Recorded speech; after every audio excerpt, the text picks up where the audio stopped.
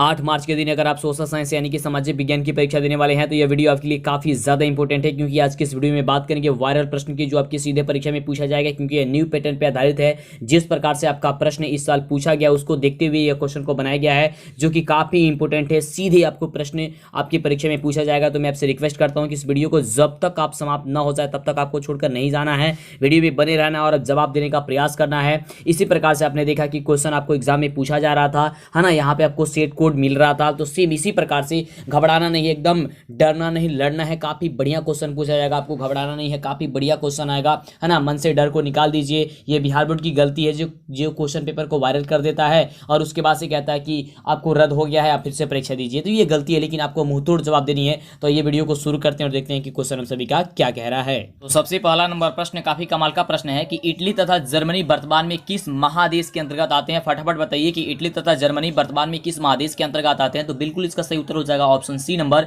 कि यह जो है वह यूरोप महादेश के अंतर्गत आते हैं, यानी कि ऑप्शन जो होगा हो जाएगा आपका सी नंबर, बिल्कुल सही उत्तर हो जाएगा।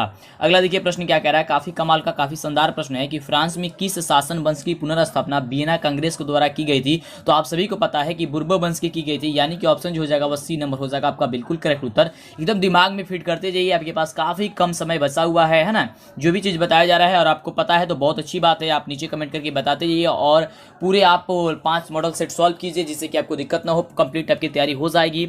इसके लिए चैनल को सब्सक्राइब नहीं किए कर लीजिए, क्योंकि जब तक चैनल को सब्सक्राइब नहीं करेंगे आपको आगे से भी जो वीडियो है वह नहीं मिल पाएगी। चलिए अगले प्रश्न की बात करते हैं। तो अगला देखिए प्रश्न कह रहा है कि मेजनी का संबंध किस संगठन से था बाबू। तो मेजनी का जो संबंध था ना वह कार्बोनिल से था, यानी कि ऑप्शन क्या हो जाएगा बी नंबर आपका बिल्कुल करेक्ट उत्तर हो जाएगा ना। किससे था, कार्बोनिल से था। अगला देखिए अगला प्रश्न एकदम धमाल मचा देना इस साल, एकदम गजब का। देखिए अगला प्रश्न है, इटली और जर्मनी के एकीकरण के विरुद्ध निम्न में से कौन आता है। इटली और जर्मनी के एकीकरण के विरुद्ध निम्न में से कौन आता है। तो ऑस्ट्रिया आता है, यानी क्या हो जाएगा ऑप्शन आपका सी नंबर हो जाएगा, बिल्कुल ऑप्शन सी नंबर हो जाएगा। क्या हो जाएगा ऑप्शन सी नंबर आपका बिल्कुल करेक्ट उत्तर हो जाएगा। अगला देखिए काफी शानदार प्रश्न है कि काउंट काबूल को विक्टर इमेनुअल ने किस पद पर नियुक्त किया था। तो आप सभी को पता है कि प्रधानमंत्री के पद पर नियुक्त किया था, यानी कि ऑप्शन जो आपका सी नंबर दिया गया आपका बिल्कुल करेक्ट उत्तर है। क्या हो जाएगा ऑप्शन सी नंबर की प्रधानमंत्री। अगला देखिए प्रश्न क्या रहा है कि गैरिबाल्डी क्या था। गैरिबाल्डी जो पेशे से क्या था ना, तो पेशे से आप सभी को पता था कि वे एक नाविक था, यानी कि ऑप्शन क्या हो जाएगा डी नंबर। देखिए यहाँ पे दिया गया नाविक था, यानी कि ऑप्शन क्या हो जाएगा डी नंबर। बिल्कुल बिल्कुल एकदम फटाफट जवाब देते रहिए और लाइक कर दीजिए, अभी तक नहीं किया है तो चैनल को सब्सक्राइब कर लीजिएगा, जिससे कि आगे से वीडियो मिले, है ना। और आपकी जो है टेलीग्राम पे टेस्ट चल रही है, लगातार टेस्ट चल रही है, तो नीचे डिस्क्रिप्शन में टेलीग्राम का लिंक है, जुड़ जाएंगे। या फिर आप टेलीग्राम पे जाकर के DLS एजुकेशन सर्च करेंगे, वहाँ पे आपको टेस्ट वगैरह मिलना शुरू हो जाएगी और वहाँ पे PDF वगैरह सब चीज़, ये PDF सारी चीज़ें वहाँ पे और हमारे ऐप में आपको अपलोड कर दी जाती है। तो फटाफट जाइए और ऐप को भी इंस्टॉल कर लीजिए। आप प्ले स्टोर पे जाकर के मंटू सर या फिर DLS एजुकेशन सर्च कीजिएगा, ऐप मिल जाएगी, इंस्टॉल कीजिए फटाफट से, सोचिए मत। अगला प्रश्न है कि जर्मन राइन राज्य का निर्माण किसने किया था बाबू। तो जर्मन राइन राज्य का निर्माण किसने किया था, नेपोलियन बोनापार्ट ने, यानी ऑप्शन क्या हो जाएगा बी नंबर आपका बिल्कुल करेक्ट उत्तर हो जाएगा। अगला देखिए अगला जो प्रश्न है काफी शानदार प्रश्न है कि जालवेरिन कैसी संस्था थी। जालवेरिन जो है कैसी संस्था थी। तो आप सभी को पता है कि जालवेरिन जो है वह कौन सी संस्था थी। तो व्यापारियों की संस्था थी, यानी कि ऑप्शन क्या हो जाएगा बी नंबर आपका बिल्कुल करेक्ट उत्तर क्या हो जाएगा ना, व्यापारियों की संस्था थी, यानी कि हो जाएगा ऑप्शन बी नंबर। अगला देखिए काफी शानदार प्रश्न है कि रक्त एवं लौह नीति का अवलंबन किसने किया था। रक्त एवं लौह नीति का अवलंबन किसने किया था। तो बिस्मार्क ने किया था। तो देखिए बिस्मार्क कहाँ पे ऑप्शन दिया गया है, तो ऑप्शन आपका सी नंबर में दिया गया है, तो ऑप्शन सी नंबर का बिल्कुल करेक्ट उत्तर हो जाएगा। एकदम शानदार तरीके से एकदम जवाब दीजिए, बिल्कुल काफी कम समय बचा हुआ है, काफी कम समय। अगला देखिए प्रश्न है कि फ्रैंकफर्ट की संधि जो हुई थी वो कब हुई थी। फ्रैंकफर्ट की संधि कब हुई थी, 1871 ईस्वी में हुई थी ना जी, 1871 ईस्वी। क्या हो जाएगा इसका बिल्कुल करेक्ट उत्तर हो जाएगा ऑप्शन डी नंबर हो जाएगा, है ना। चलिए अगले प्रश्न की बात करते हैं। देखिए अगला प्रश्न कह रहा है कि रूस में कृषक दास प्रथा का अंत कब हुआ था। रूस में कृषक दास प्रथा का अंत कब हुआ था। 1861 ईस्वी में हुआ था बाबू, 1861 ईस्वी, एकदम याद कर लेना है फटाफट से। 61 का ये नंबर हो जाएगा 1861 ईस्वी। अगला देखिए अगला प्रश्न काफी शानदार एकदम गजब का प्रश्न है कि रूस में जार का क्या अर्थ होता है। रूस में जार का क्या होता है, रूस का सम्राट होता है ना जी, रूस का सम्राट होता है, यानी कि ऑप्शन क्या हो जाएगा डी नंबर आपका बिल्कुल करेक्ट उत्तर हो जाएगा। आपका ऑप्शन हो जाएगा डी नंबर बिल्कुल करेक्ट है। अगला देखिए अगला जो प्रश्न है वह प्रश्न कह रहा है कि कार्ल मार्क्स का जन्म कहाँ हुआ था। कार्ल मार्क्स का जन्म कहाँ हुआ था आपको ये बताना है। तो बिल्कुल इसका सही उत्तर हो जाएगा ऑप्शन बी नंबर की जर्मनी में हुआ था। कहाँ हुआ था बाबू, तो जर्मनी में हुआ था, यानी कि ऑप्शन हो जाएगा बी नंबर का बिल्कुल करेक्ट उत्तर हो जाएगा। अगला देखिए, अगला प्रश्न कह रहा है कि साम्यवादी शासन का पहला प्रयोग कहाँ हुआ था। साम्यवादी शासन का जो पहला प्रयोग था वो कहाँ हुआ था बाबू, तो आप सभी को पता है कि साम्यवादी शासन का पहला प्रयोग कहाँ हुआ था, तो रूस में हुआ था, यानी कि ऑप्शन क्या हो जाएगा, ए नंबर हो जाएगा। ठीक है, क्या हो जाएगा, रूस, यानी कि ऑप्शन ए नंबर आपका बिल्कुल करेक्ट उत्तर हो जाएगा। अगला देखिए, अगला प्रश्न काफी शानदार प्रश्न है, गजब का प्रश्न है, फटाफट जवाब दीजिए कि निम्नलिखित में कौन जो है यूरोपियन समाजवादी नहीं था। यूरोपियन समाजवादी जो है कौन नहीं था, तो कार्ल मार्क्स नहीं था, यानी कि ऑप्शन क्या हो जाएगा, सी नंबर का बिल्कुल करेक्ट उत्तर हो जाएगा। क्या हो जाएगा, ऑप्शन सी नंबर हो जाएगा, कार्ल मार्क्स। अगला देखिए, अगला क्वेश्चन काफी शानदार क्वेश्चन है कि वार एंड पीस किसकी रचना है। वार एंड पीस किसकी रचना है, तो आप सभी जानते हैं कि वार एंड पीस जो रचना है वो टॉल्स्टॉय की रचना है, यानी कि ऑप्शन क्या हो जाएगा, बी नंबर आपका बिल्कुल करेक्ट उत्तर हो जाएगा। क्या हो जाएगा, टॉल्स्टॉय, यानी कि ऑप्शन हो जाएगा बी नंबर।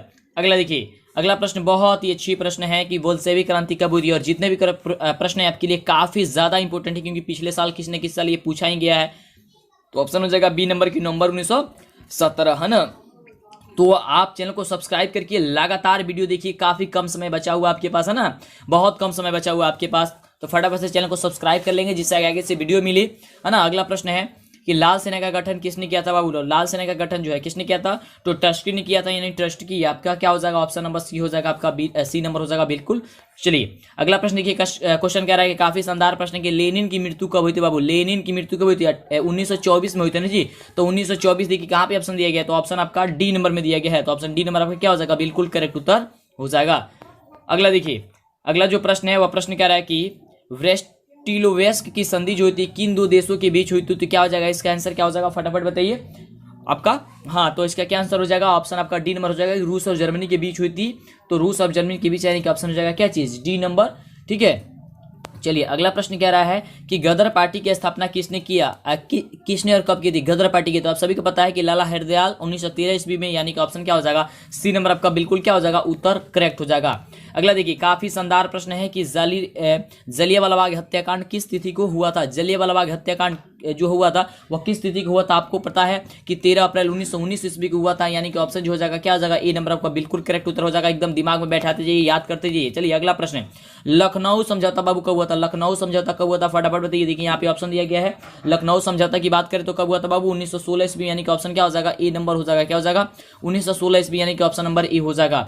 अगला देखिए, अगला जो प्रश्न है काफी शानदार प्रश्न है कि असहयोग आंदोलन का प्रस्ताव कांग्रेस के किस अधिवेशन में पारित हुआ था। असहयोग आंदोलन का प्रस्ताव जो है वो कांग्रेस के कौन सा अधिवेशन में पारित हुआ था, तो सितंबर 1920 ईस्वी कलकत्ता, सितंबर 1920 ईस्वी कलकत्ता जो आपका बिल्कुल करेक्ट उत्तर हो जाएगा। ठीक है, चलिए काफी बढ़िया। अभी तक आप हमारा ऐप नहीं इंस्टॉल किए तो कर लीजिएगा फटाफट से, प्ले स्टोर पर जाकर के आप DLS एजुकेशन या मंटू सर सर्च कीजिएगा, मिल जाएगा, और हमारे टेलीग्राम वगैरह से सबसे जुड़ जाइए जल्दी से, फेसबुक इंस्टाग्राम सबसे।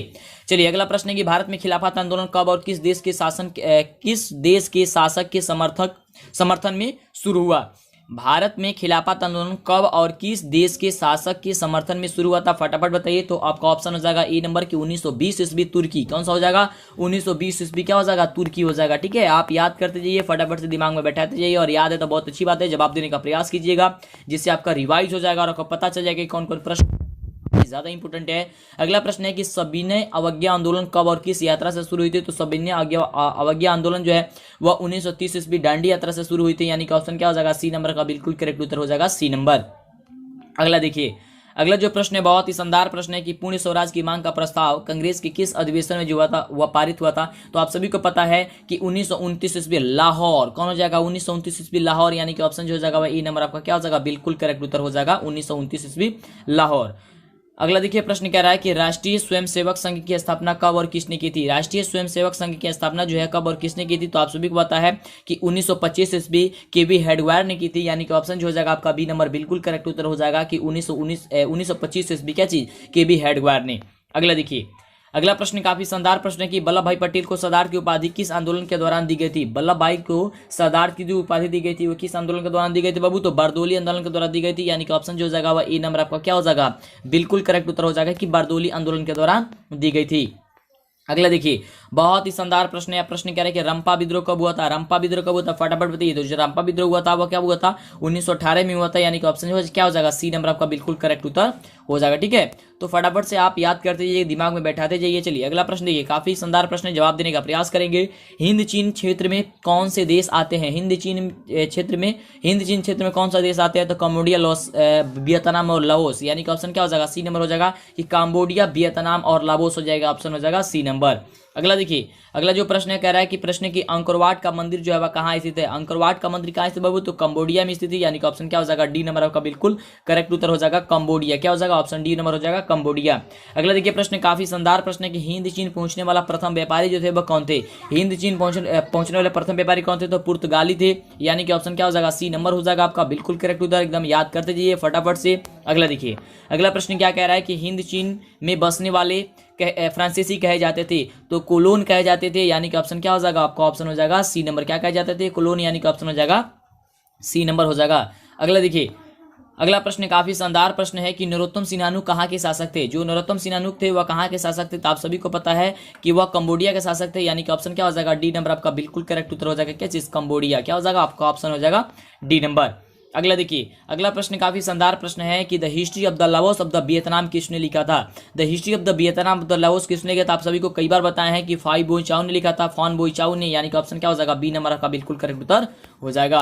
अगला देखिए, अगला जो प्रश्न है वह काफी शानदार प्रश्न है कि मार्च 1946 ईस्वी में फ्रांस और वियतनाम में होने वाले के बीच होने वाला जो समझौता है वह कौन सा समझौता के नाम से जाना जाता है, तो हनोई समझौता के नाम से जाना जाता है, यानी कि हनोई समझौता। क्या हो जाएगा, ऑप्शन नंबर बी हो जाएगा आपका बिल्कुल करेक्ट उत्तर कि हनोई समझौता। अगला देखिए, प्रश्न काफी शानदार प्रश्न है कि किस प्रसिद्ध दार्शनिक ने एक अदालत लगा करके अमेरिका को वियतनाम युद्ध के लिए दोषी करार दे दिया था। फटाफट बताइए इसका उत्तर क्या हो जाएगा। कौन जो है दोषी करार दे दिया था, रसेल, यानी कि ऑप्शन क्या हो जाएगा ए नंबर आपका बिल्कुल सही उत्तर हो जाएगा रसेल। कौन थे, रसेल, यानी कि ऑप्शन हो जाएगा ए नंबर। और आप चार ऑप्शन स्क्रीन पे देख ही पा रहे हैं, अच्छे से एकदम सोच समझ कर जवाब दीजिए। अगला देखिए, प्रश्न कह रहा है कि हिंद चीन क्षेत्र में अंतिम युद्ध समाप्ति के समय अमेरिकी राष्ट्रपति जो था वह कौन था, तो अमेरिकी राष्ट्रपति कौन था, निक्सन था ना, तो निक्सन आपका क्या हो जाएगा ऑप्शन नंबर हो जाएगा बी नंबर बिल्कुल करेक्ट उत्तर। अगले प्रश्न की बात करते हैं, अगले नंबर प्रश्न की बात करते हैं। तो देखिए, अगला नंबर जो प्रश्न है वह प्रश्न हम सभी का काफी शानदार प्रश्न कह रहा है कि हुआ आंदोलन किस प्रवृत्ति का था। हुआ जो आंदोलन था वह किस प्रवृत्ति का था, तो आप सभी को पता है कि क्रांतिकारी धार्मिक प्रवृत्ति का था, यानी कि ऑप्शन जो हो जाएगा आपका डी नंबर क्या हो जाएगा बिल्कुल करेक्ट उत्तर हो जाएगा ऑप्शन डी नंबर की क्रांतिकारी धार्मिक। ठीक है, चलिए अगला प्रश्न देखिए, काफी शानदार प्रश्न है कि इनमें से किसको प्राथमिक क्षेत्र भी कहा जाता है। जो कौन है उसे प्राथमिक क्षेत्र कहा जाता है, तो कृषि क्षेत्र को जो है उसे प्राथमिक क्षेत्र के नाम से भी जाना जाता है, यानी कि ऑप्शन जो आपका बी नंबर में दिया गया आपका क्या हो जाएगा बिल्कुल करेक्ट उत्तर हो जाएगा कृषि क्षेत्र को। ठीक है, चलिए अगला प्रश्न कह रहा है कि इनमें से कौन सा देश मिश्रित अर्थव्यवस्था है। इनमें से कौन से देश में मिश्रित जो है अर्थव्यवस्था है, तो आप सभी को पता है कि भारत हम सभी का जो देश है, भारत देश में क्या है मिश्रित अर्थव्यवस्था है, यानी कि ऑप्शन जो हो जाएगा आपका सी नंबर क्या हो जाएगा बिल्कुल करेक्ट उत्तर हो जाएगा। ठीक है, और अभी तक लाइक नहीं किया यार, मजा आ रहा है तो फटाफट से लाइक कीजिए, चैनल पे पहली बार आए सब्सक्राइब कीजिए जिससे कि आगे से वीडियो मिले। और अगला देखिए, प्रश्न कह रहा है कि भारत में योजना आयोग का गठन कब किया गया था, तो आप सभी को पता है कि भारत में योजना आयोग का गठन कब किया गया था, 15 मार्च 1950 ईस्वी को किया गया था, यानी कि ऑप्शन जो हो जाएगा वह ए नंबर क्या हो जाएगा बिल्कुल करेक्ट उत्तर हो जाएगा 15 मार्च 1950 ईस्वी को। अगला देखिए, अगला प्रश्न काफी शानदार प्रश्न है कि जिस देश का राष्ट्रीय आय अधिक होता है वह देश क्या कहलाता है, तो आप सभी को पता है कि वह विकसित जो है वह कहलाता है। वह देश क्या कहलाता है, विकसित कहलाता है जिस देश का राष्ट्रीय आय अधिक होता है, यानी हो जाएगा विकसित ऑप्शन नंबर बी। अगला देखिए, प्रश्न कह रहा है कि इसमें किसी पिछड़ा राज्य के नाम से जाना जाता है, तो आप सभी को पता है कि बिहार को एक पिछड़े राज्य के नाम से जाना जाता है, यानी कि ऑप्शन जो आपका सी नंबर में दिया गया है आपका सी नंबर क्या है बिल्कुल करेक्ट उत्तर हो जाएगा।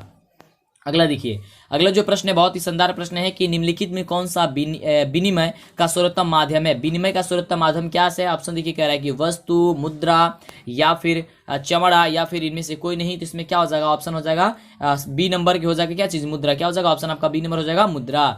चलिए अगले प्रश्न की बात करते हैं। तो देखिए, अगला प्रश्न काफी शानदार प्रश्न है कि भारत में वित्तीय वर्ष जो है वह कहा जाता है। भारत में वित्तीय वर्ष कब कहा जाता है, तो 1 अप्रैल से लेकर के 31 मार्च तक कहा जाता है, यानी कि ऑप्शन जो हो जाएगा वह सी नंबर क्या हो जाएगा बिल्कुल करेक्ट उत्तर हो जाएगा। अगला देखिए, प्रश्न कह रहा है काफी शानदार प्रश्न है कि भारत में किस राज्य का जो प्रति व्यक्ति है वह सर्वाधिक है। भारत में कौन ऐसा राज्य है जहां जिसकी प्रति व्यक्ति जो आय है सर्वाधिक है, तो किसकी है, तो गोवा की है, यानी कि ऑप्शन क्या हो जाएगा डी नंबर आपका बिल्कुल करेक्ट उत्तर हो जाएगा कि गोवा का प्रति व्यक्ति आय क्या है सबसे ज्यादा है।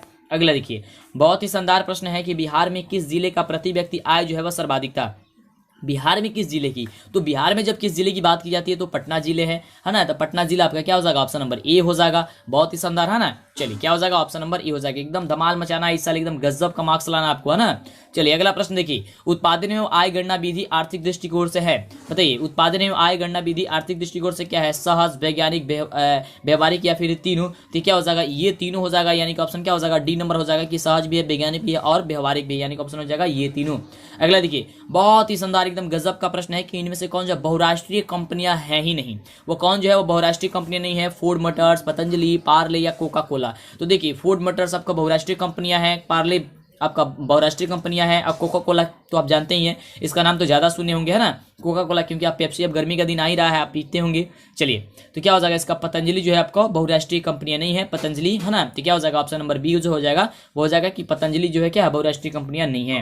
अगला देखिए बहुत ही शानदार प्रश्न है कि पार्ले समूह के थम्स अप ब्रांड को किस बहुराष्ट्रीय कंपनी ने खरीद लिया था? तो पार्ले समूह के जो है वह थम्स अप ब्रांड को जो है वह कौन बहुराष्ट्रीय कंपनी खरीद ली थी? तो कोका कोला ने खरीद ली थी, यानी कि ऑप्शन जो हो जाएगा ई नंबर क्या हो जाएगा? बिल्कुल करेक्ट उत्तर हो जाएगा। अगला देखिए बहुत ही शानदार प्रश्न है कि भारत उपभोक्ता संरक्षण अधिनियम की घोषणा कब की थी? भारत जो है उपभोक्ता संरक्षण अधिनियम की घोषणा कब की थी? ऑप्शन देखिए, ऑप्शन कह रहा है 1986 ईस्वी, या ऑप्शन नंबर बी कह रहा है कि 1980, 1987 या फिर 1988। तो 1986 में किया गया था, यानी कि ऑप्शन जो हो जाएगा क्या जाएगा? ए नंबर जो हो जाएगा ये नंबर आपका क्या हो जाएगा? बिल्कुल करेक्ट उत्तर हो जाएगा। ठीक है, क्या हो जाएगा? ऑप्शन ए नंबर आपका बिल्कुल करेक्ट उत्तर हो जाएगा। अगला देखिए प्रश्न कह रहा है कि उपभोक्ता अधिकार दिवस कब मनाया जाता है? तो आप सभी को पता है कि उपभोक्ता जो अधिकार दिवस मनाया जाता है वह 15 मार्च को मनाया जाता है, यानी कि 15 मार्च हो जाएगा क्या चीज? ऑप्शन नंबर बी नंबर हो जाएगा, बिल्कुल करेक्ट उत्तर हो जाएगा आपका। ऑप्शन नंबर क्या हो जाएगा? बी नंबर हो जाएगा 15 मार्च को। अगला देखिए बहुत ही शानदार प्रश्न है, प्रश्न कह रहा है कि उपभोक्ता हेल्पलाइन नंबर जो है वह क्या है? उपभोक्ता हेल्पलाइन जो नंबर है वह क्या चीज है? तो पूरे 1800 फिर से 11 और पूरे 4000। ठीक है, यानी कि ऑप्शन जो दिया गया है ना आपका ऑप्शन बी नंबर में, सी नंबर में दिया गया, आपका सी नंबर क्या हो जाएगा? बिल्कुल करेक्ट उत्तर हो जाएगा। ठीक है, चलिए अगले प्रश्न की बात करते हैं। देखिए काफी शानदार प्रश्न है कि स्वर्ण भूषणों की परिशुद्धता को सुनिश्चित करने के लिए किस मान्यता प्राप्त चिन्ह का प्रयोग होना चाहिए या आवश्यक होना चाहिए? तो हॉलमार्क का होना चाहिए, यानी कि हॉलमार्क कहाँ पे दिया गया? तो ऑप्शन बी नंबर में दिया गया, तो आपका बी नंबर क्या हो जाएगा? बिल्कुल करेक्ट उत्तर हो जाएगा, है ना। चलिए अगला देखिए, अगला जो प्रश्न है बहुत ही शानदार प्रश्न है कि यदि किसी वस्तु या सेवा का मूल्य 20 लाख से अधिक और 1 करोड़ से कम होता है तो उपभोक्ता अपनी शिकायत तो राज्य आयोग के पास वो शिकायत कर सकता है। तो दिमाग में बैठाते जाइए, याद करते जाइए, काफी शानदार है, यानी कि ऑप्शन क्या हो जाएगा? आपका बी नंबर बिल्कुल करेक्ट उत्तर हो जाएगा। अगला देखिए, अगला जो प्रश्न है बहुत ही शानदार प्रश्न है कि वैश्वीकरण का जो अर्थ होता है वह क्या होता है? वैश्वीकरण का अर्थ देखिए, जो वैश्वीकरण का अर्थ होता है वह व्यापार, पूंजी, तकनीक हस्तांतरण या सूचना प्रवाह द्वारा देश की अर्थव्यवस्था के साथ जो है वह देश की अर्थव्यवस्था के साथ अन्य देश के साथ क्या करना? समन्वय करना, यानी कि ऑप्शन क्या होता है आपका? यहाँ पे थोड़ी सी टाइपिंग छूट गया है, देशों के साथ क्या करना? समन्वय करना होता है, यानी कि ऑप्शन क्या हो जाएगा? बी नंबर हो जाएगा। ठीक है, चलिए अगला प्रश्न देखिए काफी शानदार का प्रश्न है कि उपभोक्ता द्वारा शिकायत करने के लिए आवेदन शुल्क कितना लगता है? बताइए, उपभोक्ता द्वारा शिकायत करने के लिए आवेदन शुल्क कितना लगता है? तो इनमें से देखिए, इनमें से कोई आंसर नहीं, ये इनमें से कोई नहीं होगा, यानी कि ऑप्शन क्या हो जाएगा?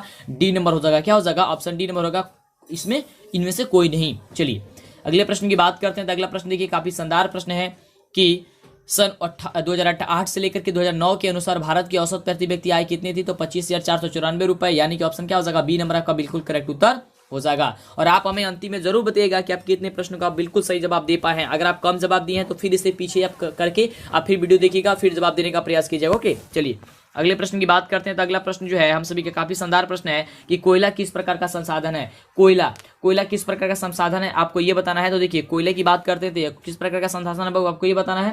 तो ये अनविकिरणीय संसाधन है, यानी कि ऑप्शन क्या हो जाएगा? ए नंबर आपका बिल्कुल करेक्ट उत्तर हो जाएगा। अगला देखिए, अगला जो प्रश्न है काफी शानदार प्रश्न है कि सौर ऊर्जा निम्नलिखित में से कौन सा संसाधन है? सौर ऊर्जा जो है निम्नलिखित में से कौन सा संसाधन है? तो यहाँ पे जो इसका सही उत्तर हो जाएगा वो क्या हो जाएगा? ध्यान से दीजिए, तो इसका आंसर जो हो जाएगा वो क्या हो जाएगा? ऑप्शन आपका जो है वो आपका बी नंबर हो जाएगा कि पुनः पूर्ति योग्य हो जाएगा। ठीक है, यहाँ पे पूर्ति योग्य होगा, पुनः पूर्ति योग्य, यानी कि ऑप्शन हो जाएगा बी नंबर। अगला देखिए बहुत ही शानदार काफी मजेदार प्रश्न है और प्रश्न कह रहा है हम सभी का कि तट रेखा की कितने किलोमीटर क्षेत्र की सीमा अपवर्जक आर्थिक क्षेत्र जो है वह कहलाता है। ऑप्शन देखिए कह रहा है कि 100 किलोमीटर, ऑप्शन कह रहा है कि 200 किलोमीटर, 150 किलोमीटर या फिर 250 किलोमीटर। तो ये कहलाता है 200 किलोमीटर, है ना, यानी कि ऑप्शन क्या हो जाएगा? बी नंबर आपका बिल्कुल करेक्ट उत्तर हो जाएगा 200 किलोमीटर। अगला देखिए, अगला जो प्रश्न है बहुत ही शानदार प्रश्न है कि डाकू की अर्थव्यवस्था का संबंध किससे है? डाकू की अर्थव्यवस्था का संबंध जो है वह किससे है? तो वह है संसाधन की नियोजित दोहन से, यानी कि ऑप्शन क्या हो जाना चाहिए? आपका ऑप्शन हो जाएगा सी नंबर की संसाधन की नियोजित क्या चीज? दोहन से, यानी कि ऑप्शन हो जाएगा सी नंबर। अगला देखिए प्रश्न काफी शानदार प्रश्न है कि समुद्री क्षेत्र में राजनीतिक सीमा की कितने किलोमीटर तक क्षेत्र जो है वह संपदा निहित है? समुद्री क्षेत्र में राजनीतिक सीमा के कितने किलोमीटर क्षेत्र जो है संपदा निहित है? तो क्या हो जाएगा आपका ऑप्शन 19.2, यानी कि 19.2 किलोमीटर। ठीक है, यानी कि ऑप्शन क्या हो जाएगा? D number. एकदम दिमाग में बैठाते जानी है ना।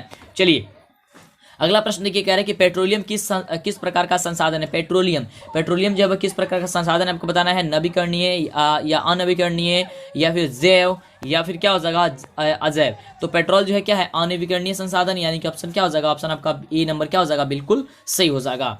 अगला देखिए, अगला जो प्रश्न हम सभी क्या कह रहा है, काफी शानदार प्रश्न है कि निम्न में से कौन सी मिट्टी सर्वाधिक उपजाऊ है। कौन सी जो मिट्टी है वह सर्वाधिक उपजाऊ की बात करते हैं तो जलोढ़ मिट्टी है ना। तो यहाँ पे क्या हो जाएगा, ऑप्शन हो जाएगा डी नंबर, क्या हो जाएगा, ऑप्शन डी नंबर हो जाएगा, जलोढ़ मिट्टी। अगला देखिए, अगला प्रश्न बहुत ही शानदार एकदम कमाल का प्रश्न है कि काली मृदा का दूसरा नाम क्या होता है। बताइए तो फटाफट से, काली मृदा का दूसरा नाम क्या होता है। बिल्कुल, तो काली मृदा का बिल्कुल नाम सही होता है, दूसरा नाम जो होता है वह रेगुर मृदा होता है, यानी कि ऑप्शन क्या हो जाएगा, बी नंबर आपका बिल्कुल करेक्ट उत्तर हो जाएगा। क्या हो जाएगा, रेगुर मृदा, यानी कि ऑप्शन नंबर बी। अगला देखिए, सबसे शानदार प्रश्न की मरुस्थलीय मृदा का विस्तार निम्न में से कहाँ है। यहाँ पे मृदा होगा, मृदा का विस्तार निम्न में से कहाँ है, आपको ये बताना है। तो फटाफट चलिए, मृदा का यहाँ क्या, राजस्थान। ये तो जानते हैं आप लोग, कितने आसान क्वेश्चन है ना, राजस्थान। क्या हो जाएगा, ऑप्शन आपका बी नंबर हो जाएगा। अगला देखिए, अगला प्रश्न कह रहा है कि सोपानी कृषि किस राज्य में प्रचलित है। जो सोपानी कृषि है ना, वह किस राज्य में प्रचलित है, आपको ये बताना। देखिए, ऑप्शन कह रहा है कि बिहार का मैदानी भाग, उत्तराखंड या फिर हरियाणा या फिर पंजाब। ठीक है, सोपानी कृषि की बात करते हैं तो ये उत्तराखंड है, यानी कि ऑप्शन क्या हो जाएगा, आपका ऑप्शन हो जाएगा बी नंबर। ठीक है, क्या हो जाएगा, ऑप्शन हो जाएगा बी नंबर। अगला देखिए, 71 नंबर प्रश्न कह रहा है कि पंजाब में भूमि निम्नीकरण का मुख्य जो कारण है वह क्या है। पंजाब में भूमि निम्नीकरण का जो है मुख्य कारण क्या है, तो वह है अधिक सिंचाई, यानी कि ऑप्शन क्या हो जाएगा, सी नंबर आपका बिल्कुल करेक्ट उत्तर हो जाएगा, अधिक सिंचाई। क्या हो जाएगा, अधिक सिंचाई, ऑप्शन हो जाएगा सी नंबर। अगला देखिए, बहुत ही शानदार है कि कौन सी मिट्टी कपास की खेती के लिए सर्वोत्तम मानी जाती है। वह कौन सी मिट्टी है जो कपास की खेती के लिए सर्वोत्तम मानी जाती है। तो आप सभी को पता है क्या चीज हो जाएगा, इसका हो जाएगा क्या चीज, काली मिट्टी होता है ना जी। क्या होता है, काली मिट्टी होता है, यानी कि ऑप्शन हो जाएगा क्या चीज, सी नंबर आपका बिल्कुल करेक्ट उत्तर हो जाएगा। ठीक है, एकदम याद करते जाइए, दिमाग में बैठाते जाइए। अगला देखिए, प्रश्न कह रहा है कि भारत में लगभग कितने करोड़ हेक्टेयर भूमि का संचरण हुआ है। भारत में जो है कितने हेक्टेयर जो है भूमि का क्या होता है, संरक्षण जो हो चुका है। 15 करोड़ हेक्टेयर या 20 करोड़ हेक्टेयर या फिर 13 करोड़ हेक्टेयर या फिर 18 करोड़ हेक्टेयर। फटाफट जवाब दिए, इसका क्या, तो इसका बिल्कुल सही उत्तर क्या हो जाएगा, हाँ 20 करोड़ वर्ष 20 करोड़ हेक्टेयर, यानी कि ऑप्शन क्या हो जाएगा, ऑप्शन बी नंबर। अगले प्रश्न की बात करते, देखिए काफी कमाल का प्रश्न है कि मेढक के प्रजनन को नष्ट करने वाला रसायन कौन सा है। मेढक के प्रजनन को नष्ट करने वाला रसायन कौन है। बिल्कुल, तो आप सभी को पता है कि वह क्या है, एड्रीन है, यानी कि ऑप्शन क्या हो जाएगा, सी नंबर हो जाएगा। क्या हो जाएगा, एड्रीन, यानी कि हो जाएगा ऑप्शन नंबर सी। अगला देखिए, प्रश्न काफी शानदार प्रश्न की देश के बांधों को किसने जो है भारत का मंदिर कह दिया था। तो आप सभी को पता है, काफी कमाल प्रश्न है ये, कमाल हो, इसका उत्तर हो जाएगा पंडित नेहरू कहते हैं, यानी कि ऑप्शन क्या हो जाएगा, डी नंबर हो जाएगा। क्या हो जाएगा, डी नंबर हो जाएगा। अभी तक लाइक और चैनल को सब्सक्राइब नहीं किया तो गलती ना कीजिए, फटाफट से चैनल को सब्सक्राइब कर लीजिए, जिससे कि आगे से आपको वीडियो मिला करे। अगला देखिए, प्रश्न कह रहा है कि कुल जल का कितना प्रतिशत भाग जो है महासागरों में निहित है। आपको बताना है फटाफट से कि कितने प्रतिशत जो है, तो लगभग जो है 96.6% जो है आपको निहित है, यानी कि ऑप्शन हो जाएगा क्या चीज, सी नंबर। अगला देखिए, प्रश्न कह रहा है कि बृहद क्षेत्र में तो देखिए यहाँ पे थोड़ा सा गलती हो चुका है, यहाँ पे जत नहीं होगा, जल होगा। बृहद क्षेत्र में जल की उपस्थिति के कारण ही पृथ्वी को कहते हैं, तो हम लोग क्या कहते हैं, नीला ग्रह कहते हैं, यानी कि क्या कहते हैं, उसे ऑप्शन हो जाएगा बी नंबर होना चाहिए। देखिए बी नंबर दिया गया है, हाँ ऑप्शन बी नंबर हो जाएगा क्या चीज, नीला ग्रह हो जाएगा। क्या चीज, ऑप्शन हो जाएगा नीला ग्रह। थोड़ा थोड़ा दिखाई दे रहा था हमको। अगला देखिए, प्रश्न कह रहा है कि बिहार में अति जल दोहन से किस तत्व का संकेंद्रण बढ़ गया है। तो आप सभी को पता है कि आर्सेनिक का बढ़ गया है, यानी कि ऑप्शन क्या हो जाएगा, आपका ऑप्शन हो जाएगा क्या जी, सी नंबर हो जाएगा कि आर्सेनिक। ठीक है, क्या हो जाएगा, ऑप्शन आपका सी नंबर हो जाएगा आर्सेनिक। अगला देखिए, अगला प्रश्न सेकंड लास्ट प्रश्न है कि प्राणियों के शरीर में कितना प्रतिशत जल की मात्रा जो है वह निहित है, आपको ये बताइए। तो प्राणियों में जो है शरीर की कितना प्रतिशत जल की मात्रा निहित है, लगभग 65% है, यानी कि आपका ऑप्शन हो जाएगा क्या चीज, 65%, यानी ऑप्शन हो जाएगा क्या चीज, सी नंबर हो जाएगा आपका बिल्कुल करेक्ट उत्तर। चलिए, अब ये रहा आपका अंतिम प्रश्न। अब आप कितने प्रश्न का जवाब दे चुके हैं। लगातार जो बच्चे हमारे चैनल से पढ़ाई किए होंगे वह 80 में 80 तो जरूर जवाब दे दिए होंगे, लेकिन आप कितने प्रश्न का जवाब दिए हैं तो फटाफट बताइए। और यदि आपने खुद मतलब आपको तैयारी अभी थोड़ी सी अधूरी है तो फटाफट से कम 5 मॉडल सेट जो आपको कंप्लीट करा रहे हैं प्रत्येक सब्जेक्ट की। साइंस की कंप्लीट हो चुकी है, आपको सोशल साइंस की कंप्लीट होने जा रही है, इसी तरह से मैथ की, संस्कृत की, हिंदी की, ये सारी चीजें कंप्लीट हो रही है, इंग्लिश की भी आपकी चल रही है ना। तो सबका देखिए फटाफट से तैयारी कीजिए, चैनल को सब्सक्राइब कर लीजिए जिससे कि आगे से वीडियो मिली। तो ये बात करते हैं 80 नंबर प्रश्न का। क्या कह रहा है प्रश्न, तो विश्व की कितनी प्रतिशत जो जनसंख्या वो भारत में निहित करती है। विश्व की जो है वो कितनी प्रतिशत जनसंख्या जो है क्या करती है, भारत में निहित करती है, आपको ये बताना। फटाफट बताइए कितने प्रतिशत निहित करती है। तो इसका जो बिल्कुल उत्तर हो जाएगा क्या हो जाएगा, 18% हो जाएगा, यानी कि ऑप्शन हो जाएगा क्या चीज, डी नंबर बी नंबर हो जाएगा 18%। तो आप कितने प्रश्न का जवाब दिए हैं आप हमें बताएं।